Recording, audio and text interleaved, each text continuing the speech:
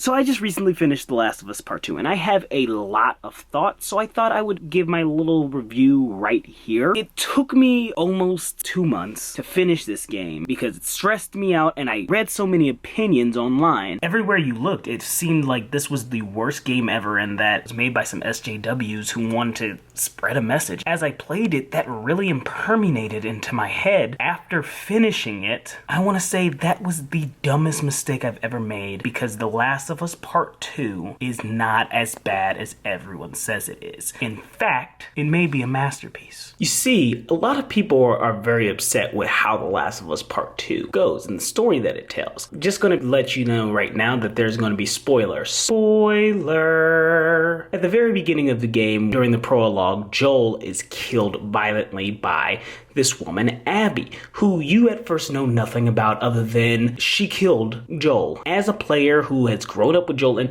The Last of Us Part 1 was one of my favorite games, so the hype coming into this was real. With the love for Joel, I was like, excuse me, it's almost as if they just didn't care about the character. So it made sense that so many people were so upset. But I also see this move as it pertained to the story. Now, a lot of people are very upset because of the character that Joel was, because of how much he meant to us as the character as we played through him. But what this game really does, and what the real message of it, is not about revenge, but it's about forgiveness. And we'll get to that. What it showcases is that Joel was not this amazing person that we really believed he was. I mean, if you really think about it, Joel killed people without a thought because he thought he was right. If you really think about it, and you think about it from the perspective of any other of the players in The Last of Us, all of them could have had their own stories, which if Ellie and Joel would have done what they did in our story where we played as them, then we would be upset at them as well. So it really makes you start to question, is what you're doing right? One of the main strengths in the story was really just the telling of how Ellie was as a person and how she grew from this hatred and this revenge and this anger. With every kill that you make, it's almost as if you can feel her changing, and you as the player begin to change because you start to think of every single little death you make. When you stab a dog, for example, yes, in this game you stab dogs. So if you are an animal lover, this may not be the game for you, but when you stab a dog or when you stab somebody, you actually feel it and you start to wonder, I mean, like, yeah, they deserve that shit, but I don't know if they deserve that shit. What? She stabbed that bitch in the neck. Okay. Ellie. I get it.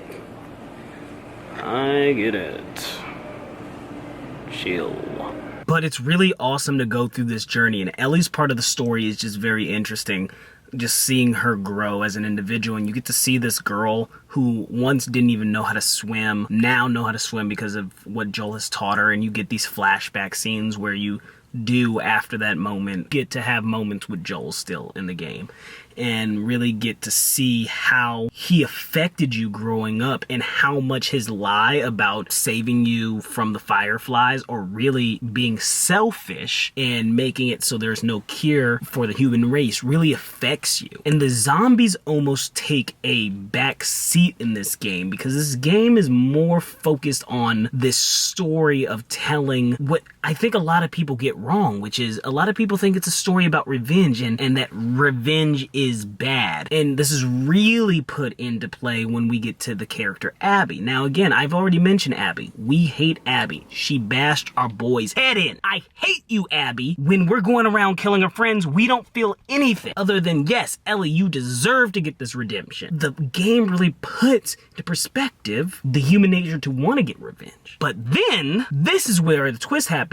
that somewhere in the game, we now get a whole swoop-de-la-doo, and you're playing as Abby. Yes, you heard me right. You play as Abby for about 10 hours. And maybe this is my only complaint. I did not mind playing Abby, as we will get into. What I minded was the story that was told within Abby's half. Let me explain. So the thing about Abby is that you start to walk a mile in her shoes. What's really great is that it hits you right in here when it begins to happen.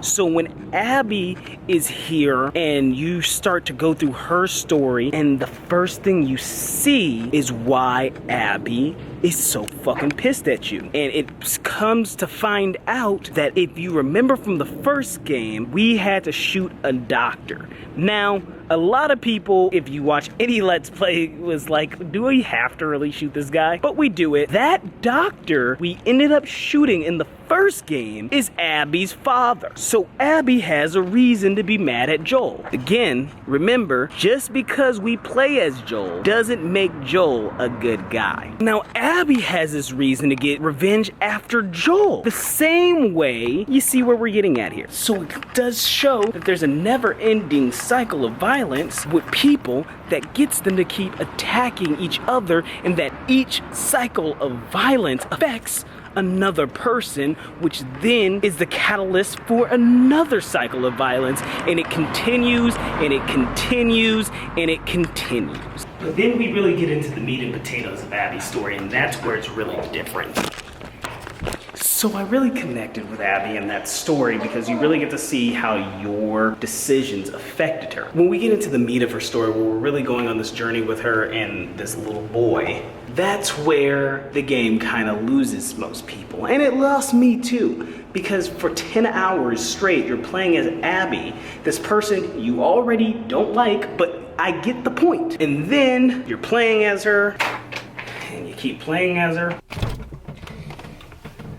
and you just keep playing with her. And so it's really to build up the story between her and this little boy, which you're supposed to care about. To some degree you do, but the main story is just about getting medicine for their sister, who in the end ends up dying like 10 minutes after you get the medicine for her. And it's just like, why did I go on this mission in the first place? But it's really to build up, and I think I would have hated the game. Although I still had fun during those parts, I would have hated the game if it was just that, but the end really saves it.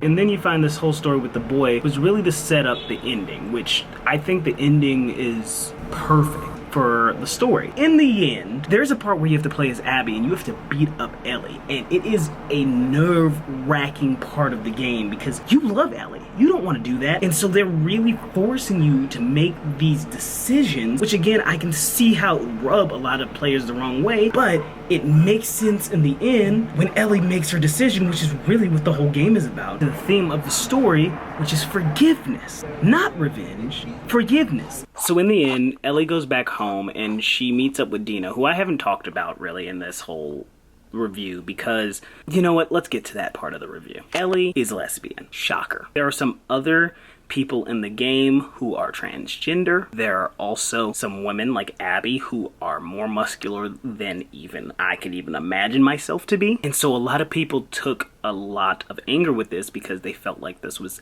SJW. People trying to force a message into their games. And to those people, I understand to some degree, but I never really felt that way. I never really felt like they were ever trying to shove a message down my throat. I felt like the characters were who they were because they were who they were, and it contributed to their story. For the transgender, the story of him being transgender really explains why he and her sister were taken out of their cult. Yes, they are part of the LGBTQ community, but here's one thing. For people who play games and people who are gamers, I just want to say this. For anybody who went attacking the voice actors, the people who created the game, just, there's better things for you to do in this world. Look, it's a video game, everybody. A video game.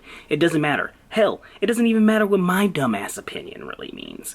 I'm just a guy on the internet. You don't need to be all up in arms about a video game. If you don't like it, then don't play it. But you don't have to be toxic and go after people, because that's going to make people not want to be a part of the community. And this is a community that people love. Please, just be a little bit more inclusive. I'm not saying don't be fun, but you don't need to go attack people.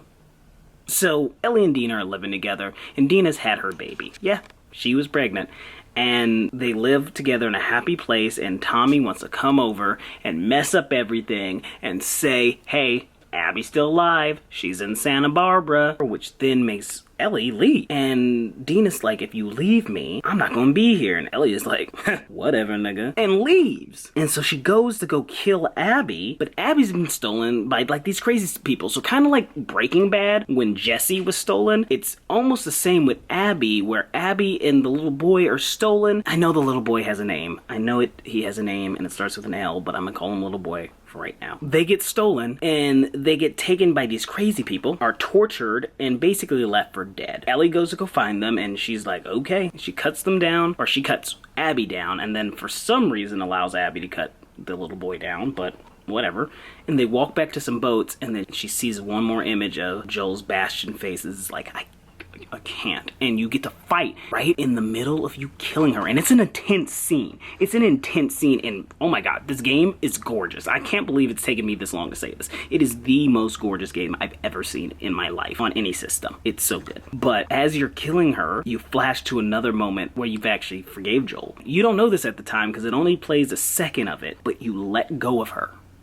And you don't kill her. And there's many instances where Abby almost kills you and she doesn't do that either. And so the game is about forgiveness. All Ellie really was looking for was the opportunity to forgive Joel, and Abby stole that from her. But I think Ellie finally realized that her killing Abby was not going to fill that hole in her heart. Learning to forgive, that way the violent cycle didn't continue, is really the message of the story. And we really, especially what's going on in this world and all the social commentary, that's a message I think we need to hear. So I don't think it's a heavy-handed one. To be completely honest, I still love The Last of Us Part 1, but Part 2 definitely puts Part 1 into a different perspective, and the fact that we all have so many differing opinions on it is why I think it's a masterpiece. And I think it may be better than the first because it challenges us. Gameplay-wise, it's a great game gameplay-wise. Oh my, the sound is amazing. Everything is fire. That playing as Abby is annoying, I will say that, and playing with Abby as long as you're playing with Abby is annoying too. But if there's anything I could say, I would say after a month or two after this game has been out, I would say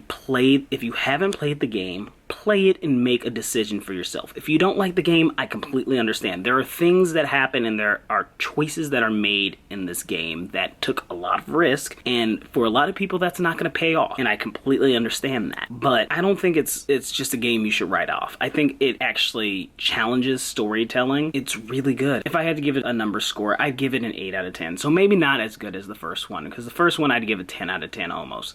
Maybe a 9 out of 10 for the first one. This one, I would give an 8 out of 10. If it did shorten that Abby part down, I would give it a 10 out of 10. Because I think that it told the story it wanted, and there's nothing that happy happens at the end of the game. Like, Abby and the kid get to leave, but, like, they've almost been put to death, so that's not happy. And Abby, during the fight, bites off Ellie's fingers. Now Ellie can't even play the guitar that Joel gave her, so that's not happy. And Dina's not there anymore, so that's not happy. And really, the whole game starts and ends on all of a sad note, and that's really what it is. It's a miserable game to play. There's no happy moment, but when you go into it knowing that, it's loads of fun. I think it's a game that the story was worth telling. They should not make a third one, though. They should not. Stop there. Naughty Dog, do not make this an Uncharted. I mean, I loved all the Uncharteds, but just keep it at the 2. I think you did it. For all the people who made it all the way through this review, thank you for watching. Please, if you like my reviews, or if you have a different opinion than me, that's okay. Please, in the comment section, let me know. My name is Andre Taylor. Look, I'm not a pro video gamer. I just like games and I like stories. So if you like that too, please hit this like and subscribe. Please hit the bell so you can see when I post videos every,